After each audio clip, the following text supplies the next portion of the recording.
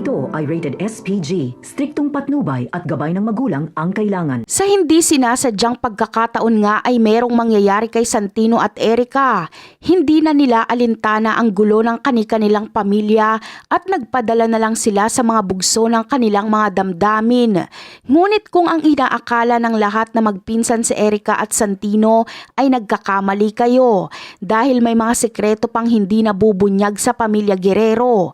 Marami pa silang baho na pilit nilang gustong itago. Samantala, kinabukasan ay mabibigla na lang sila Santino at Erica sa mga nangyari sa kanila.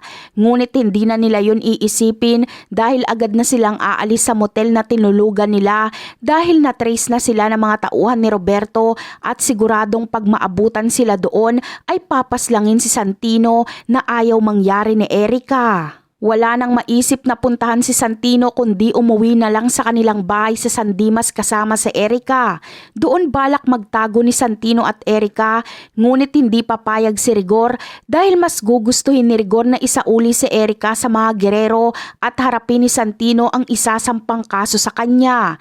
Kahit aminin pa ni Santino ang lahat kay Rigor na si Miguelito ang pumatay kay David ay hindi siya nito paniniwalaan dahil buo na ang paniniwala ni Rigor sa mga Guerrero na mabait ang pamilyang ito at hindi kayang pumatay ng inosenteng tao. Kaya naman, aalis sila Santino sa bahay nila sa San Dimas at wala na siyang ibang pagpipilian kundi humingi ng tulong sa kanyang kuya Tanggol kahit alam niyang pwede siya nitong ipagtabuyan dahil sa ginawa nitong pagpapasabog. Ngunit handang ipaliwanag ni Santino ang lahat na pinaniwala lang siya ng grupo niyang Red Phoenix na si Tanggol umano ang pumaslang kay David.